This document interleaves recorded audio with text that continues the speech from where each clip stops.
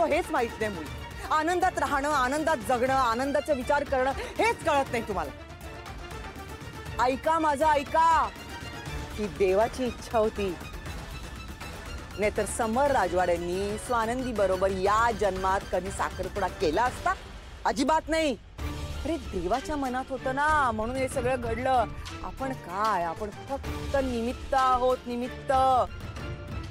तुम्हाला श्रीमंत व्याही मिळणारच होते, कारण हे तुमच्या नशिबातच होतं. आधीच लिहून ठेवलं होतं, स्वानंदीला श्रीमंत सासर मिळणारच. अहो हे सगळं देवानं घडवून आणले.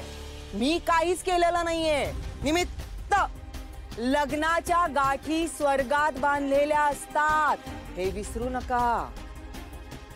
आई, आपला एवढ्या सगळ्या गॅस समोर अपमान झालाय. बाजूला ठेव ते सगळं, सगळं बाजूला ठेव. मला एक सांगा, काय हो, तुमच्या गुरुजींनी तुम्हाला सांगितलं होतं की नाही, स्वानंदीचं लग्न ठरणार म्हणजे ठरणार. मग ठरलं का नाही? कारण तिच्या नशिबातच होतं लग्न. आता तिच्या नशिबामध्ये गडगंज श्रीमंत नवरा असेल तर आपण तिचं नशीब थांबवणारे कोण? थांबवू शकतो? नाही ना. मग अहो मुलगी एकदा चांगल्या घरामध्ये पडली आहे तर त्याचा आनंद साजरा करा ना. तेवढी एकच गोष्ट चांगली झाली आहे आज. घ्या मग आजपासून हेच तर रामायण वाचते ना मी. कशाला उगीच चिडचिड करताय? झालं ना, ज्याचा शेवट गोड त्याचं सगळं गोड. आनंद साजरा करा ना. बस आता माझ्या सुष्मिताला मस्त असाच श्रीमंत गडगंज नवरा मिळाला ना, झालं मग फत्ते. चला चला चला जेवून घेऊया. चला ए सुष्मिता ओरख, चल चल चल लवकर आवरावर करूया.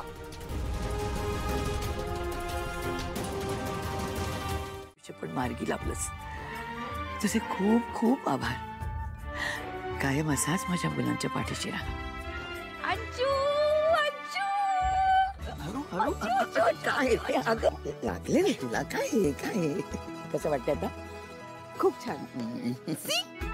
खूप छान. I am so so so so happy. तू हॅपी ना, तर मी पण हॅपी.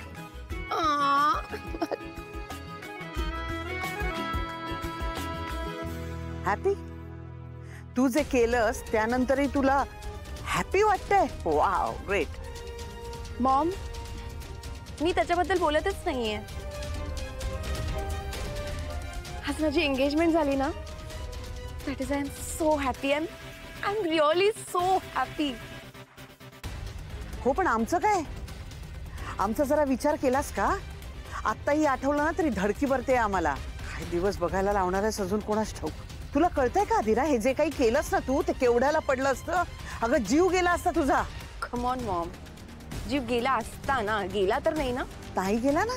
अगं पण त्यानंतर काय झालं हे कळतंय का? तुझ्यामुळे झालं जे काय झालं ते. अगं पण मी मल्लिका, बस करता. जे झालं ना ते उगाच उगाळत नको बसूस तू. माझ्या तर केव्हापासून मनात होतं की पिंट्या आणि स्वानंदीचं लग्न जुळावं म्हणून. काय? हो, इतकी चांगली मुलगी मिळाली ना समरला, देवाने माझं ऐकलं. अगं ती त्याचा संसार ना एकदम सुखाचा करेल. ऍब्सोल्युटली. आणि पुढेही असं घडणार नाहीये. आय नो तुम्ही असाच विचार करताय, म्हणून मी आज इथे तुम्हाला सॉरी म्हणायला आली आहे. I am really sorry.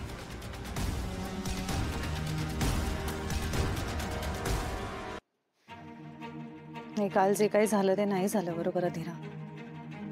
आणि खरंच प्रॉमिस कर की असं परत करणार नाही आहेस तू. मला माहिती आहे माझ्या भावावर किती जास्त प्रेम करतेस तू. तुला तुझ्या आयुष्यात तो किती जास्त हवाय हेही कळतंय.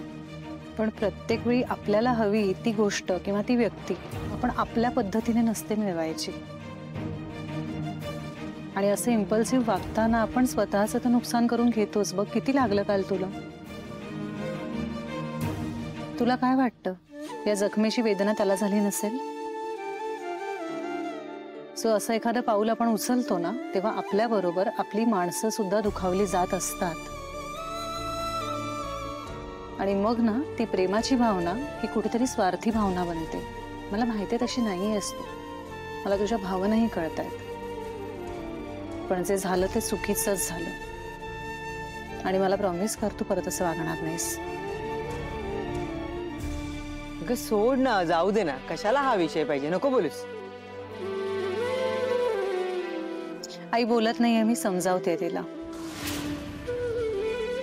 जसं मी रोहनला लहान भाऊ म्हणून समजावते, तशीच ही सुद्धा माझ्यासाठी तेवढ्याच हक्काची आणि तेवढीच लहान आहे. सो त्या नात्याने समजावते आणि तुझ्याकडे प्रॉमिस मागते, परत असं नाही वागणार आहेस तू. ताई, आय प्रॉमिस यू, मी परत असं कधीच नाही करणार.